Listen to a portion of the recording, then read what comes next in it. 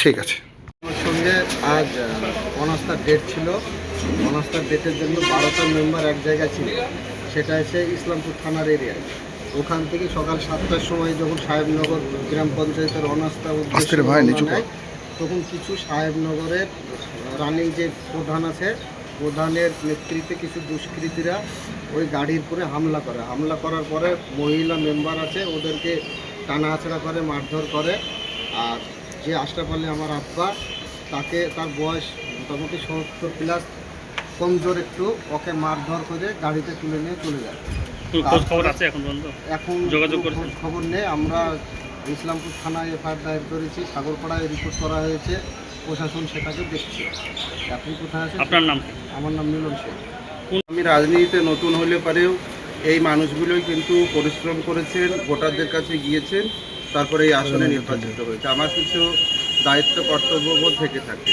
আমি আজকে সকালবেলায় চোয়াপাড়া গ্রাম পঞ্চায়েতের বিভিন্ন জায়গায় আমার কর্মীদের সঙ্গে যখন সাক্ষাতে গিয়েছি বা এলাকার মানুষজনের সঙ্গে, হঠাৎ করে ফোন আসে যে আজকে অনাস্থা ছিল সাহেবনগর গ্রাম পঞ্চায়েতে। তার মধ্যে দুজন আমাদের গ্রাম পঞ্চায়েতের মেম্বারের একজনকে অ্যারেস্ট করা হয়, কী কারণে আমি এখনও জানি না। আর একজনকে আপনার অপহরণের অভিযোগ রয়েছে, যিনি ওনার মিসেসও এখানে রয়েছেন।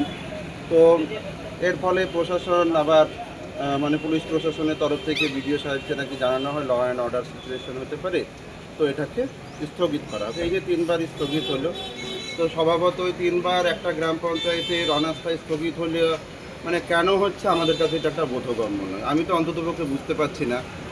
এত পুলিশের নিরাপত্তা দেখলাম, আমিও সাহেবনগর একবার দেখতে গিয়েছিলাম, তো কি এমন সমস্যা হলে এটা বন্ধ হলো? 1, 2 নম্বর হচ্ছে এখন যাদের যিনি অপহরণ হয়েছেন তাকে খুব তাড়াতাড়ি তার পরিবারের কাছে, পুলিশ প্রশাসনের কাছে আমার অনুরোধ থাকবে তাদের পরিবারের কাছে পৌঁছে দেওয়ার, এবং যারা এই ঘৃণ্য কাজের সঙ্গে যুক্ত তাদের বিরুদ্ধে উপযুক্ত আইনানুগ ব্যবস্থা গ্রহণ করার জন্য আমি প্রশাসনের কাছে জোর দাবি করছি। দাদা,